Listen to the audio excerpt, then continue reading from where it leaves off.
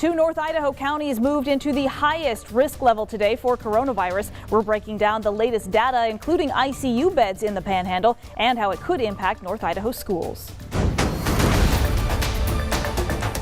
A winter storm warning goes into effect for the inland Northwest come Friday as I'm tracking just how much snow might be falling across the region.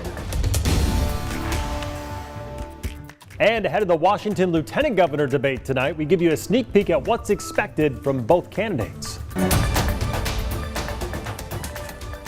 Beginning with breaking news tonight, Kootenai and Boundary counties in North Idaho have now moved to the highest risk category for COVID-19. This comes as the county reported its highest daily case count just 2 days ago on Tuesday, while hospitals in North Idaho are nearing capacity. Good evening and thank you for joining us for KREM 2 News at 5. I'm Mark Hanrahan. Welcome everyone. I'm Whitney Ward. So at this hour, 2 North Idaho counties have moved into that highest risk category for the first time. This comes as board members of the Panhandle Health District also voted today to remove the mask mandate for Kootenai County. For more on that decision, let's get straight to our Taylor Vito, who is live outside of Kootenai Health this evening. Taylor? Yeah, Mark, as you guys were mentioning, the first time any counties in North Idaho have moved into the red or substantial risk category. And according to some local health experts, the pandemic here, in their opinion, is only getting worse. Now, to be clear, these risk level ratings that come from the Panhandle Health District are recommendations for both schools and businesses. They're nothing more than that, and school boards ultimately have the final say in determining how schools could be impacted on that. We'll have more on that later. But in determining risk levels, the health district looks at recent averages in daily cases, testing positivity, and hospital capacity. Of course, you'll recall that Kootenai Health yesterday said that all of their hospital beds were at 99% capacity, and the hospital was considering sending patients elsewhere in the Northwest, like Portland or Seattle. Now, that hasn't happened yet, but today Kootenai Health says they're doing slightly better. They're now at 90% capacity. At a Panhandle Health board meeting this afternoon, health experts said that the average amount of cases they're seeing each day is exceeding when coronavirus cases peaked this summer. North Idaho is now averaging 76 cases a day. And the area is now in a second wave of the virus, according to one Kootenai Health representative. Well, this afternoon, Panhandle Health's board met to discuss the pandemic.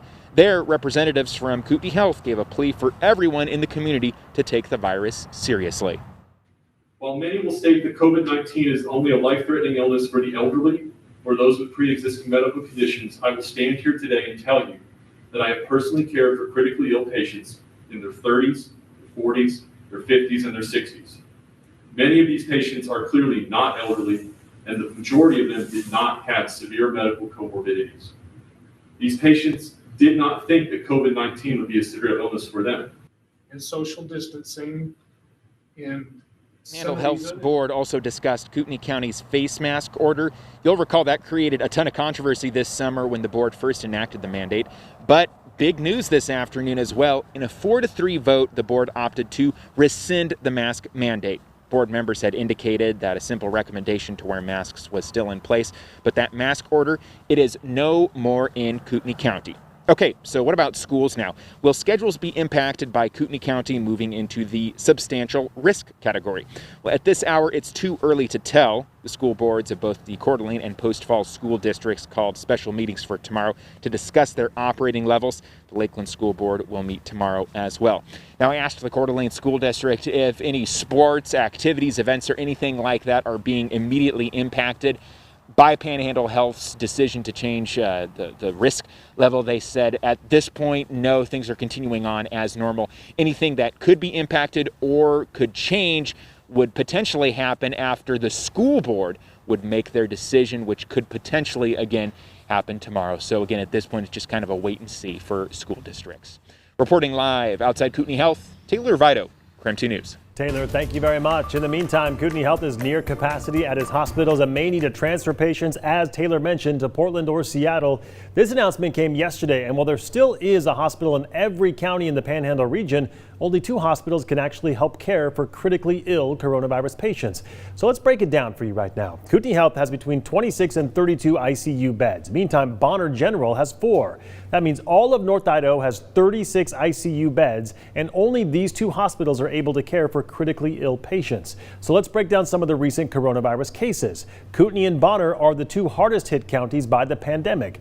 To date, Kootenai County has more than 3,000 cases. Bonner County has more than 450 cases. Kootenai Health is caring for 27 COVID-19 patients. 11 of those patients are in the ICU. But what about other hospitals in North Idaho? Benoit, Boundary, and Shoshone County can accept coronavirus patients. However, they don't have ICU beds, and COVID patients aren't the only ones occupying those beds. People who've suffered injuries and other illnesses need those beds as well.